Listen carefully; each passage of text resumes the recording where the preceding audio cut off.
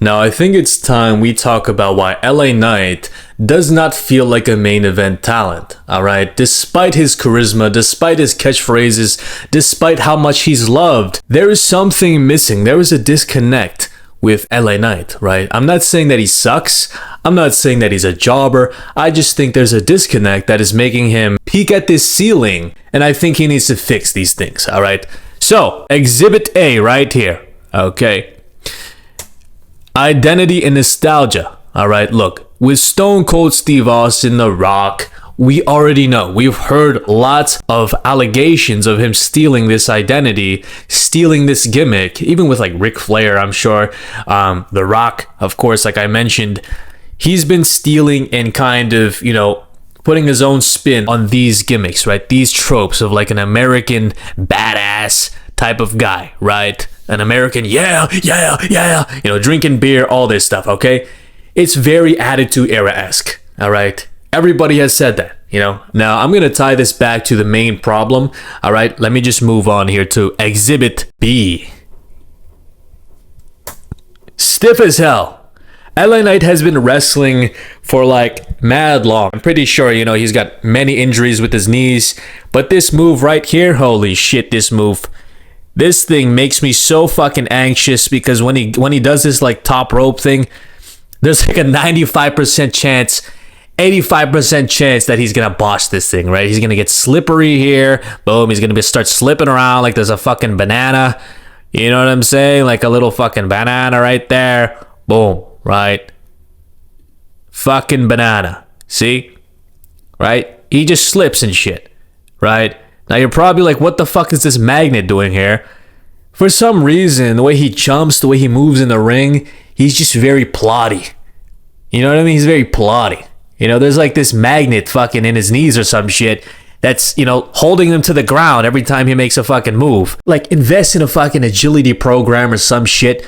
I'm sure you got the bread. I'm sure you got the time. Get faster, okay, LA Knight?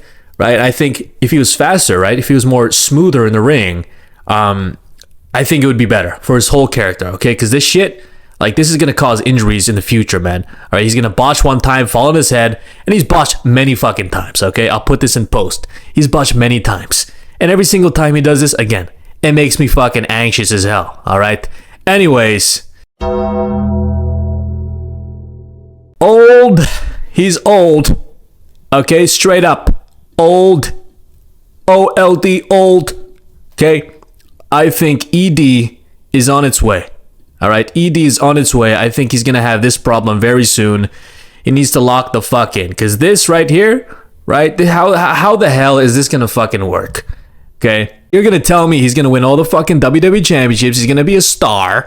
Right? Mega star. Right? And he's just going to be old, washed up, basically the same age as John Cena. Okay? And I don't think that's good, okay? I think that's a very bad thing. So they need to lock in with WWE Creative and make this guy a star right away. Now, let me tell you his main problem, okay? This ties back to everything right here. Identity and nostalgia, stiffness, old. It all ties back to this number one problem right here. It all ties back to this number one problem right here.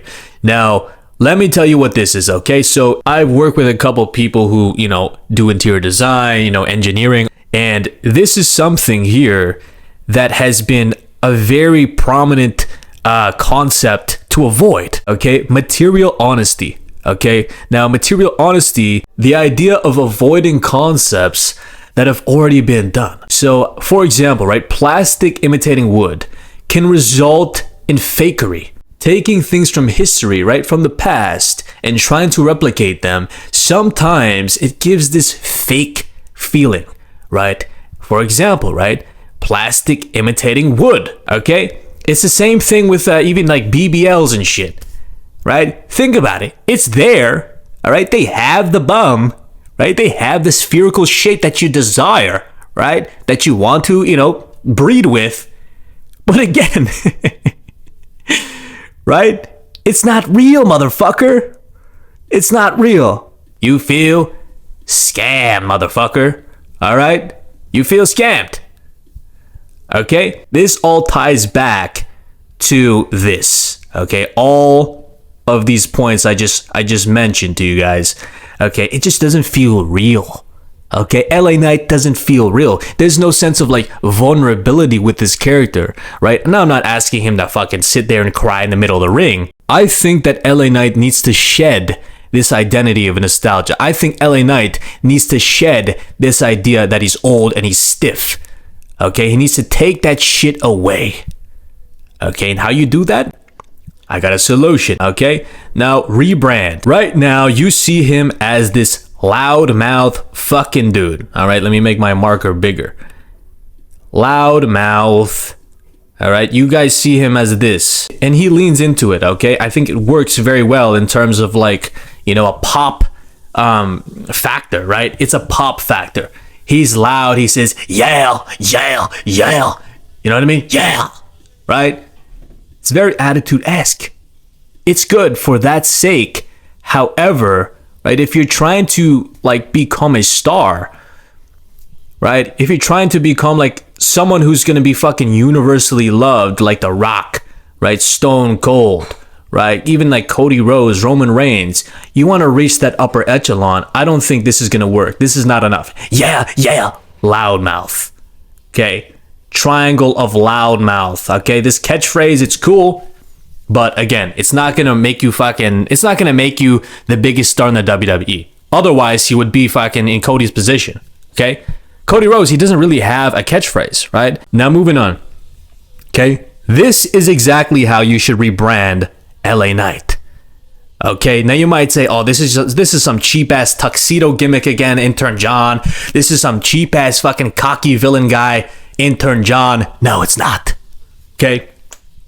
Now, what people hate right now in the WWE, the general consensus of like Triple H and his bookings, is that he's gone corporate.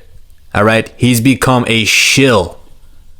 All right, whether that's Saudi, whether that's the way that he's booking WrestlePalooza, all these PLE events, you know, this is the general consensus of the WWE right now, right?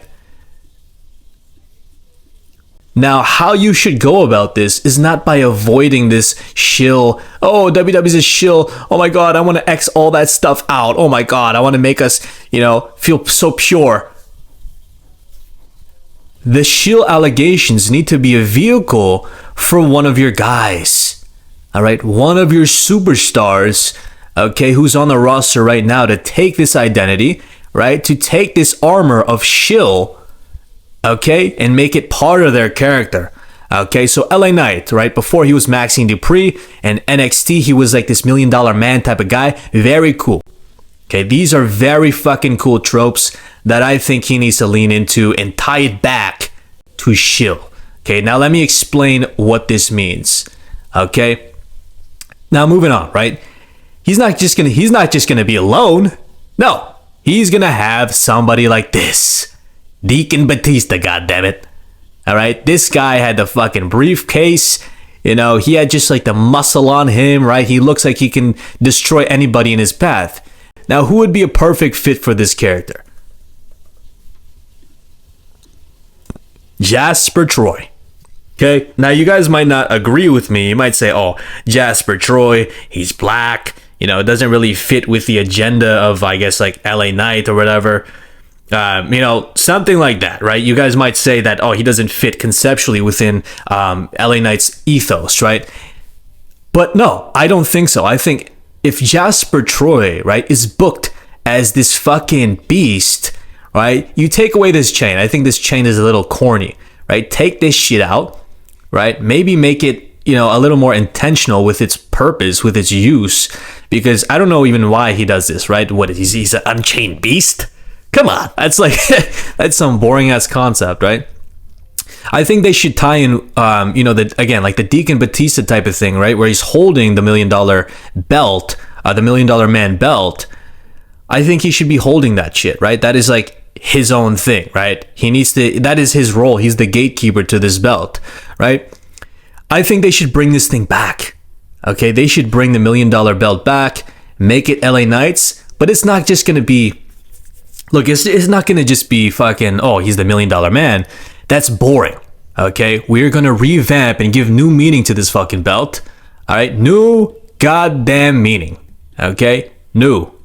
Okay? You need something new to fucking... You need a new identity. This belt needs a new meaning. Okay? So, check this out. Alright? Now, this is how he should actually be. Mr. TKO. Mr. TKO. Now you guys might say, oh my god, that's so like stupid, bro. Like, I hate TKO, dude. Oh my god, aren't they like a bunch of shills? They just ruin the WWE. Yeah.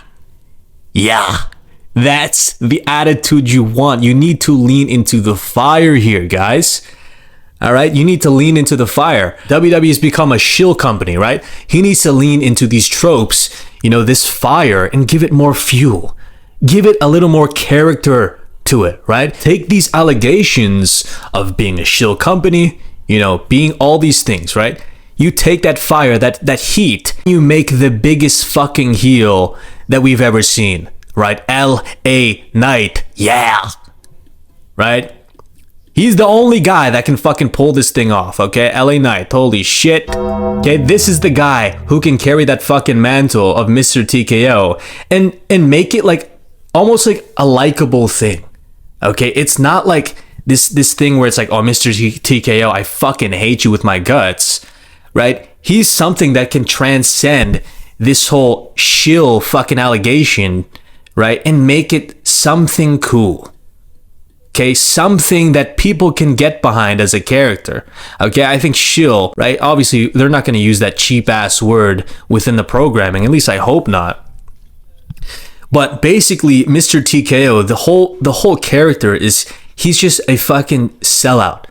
Okay, he's the guy to like do anything for the money. Okay, he's that guy.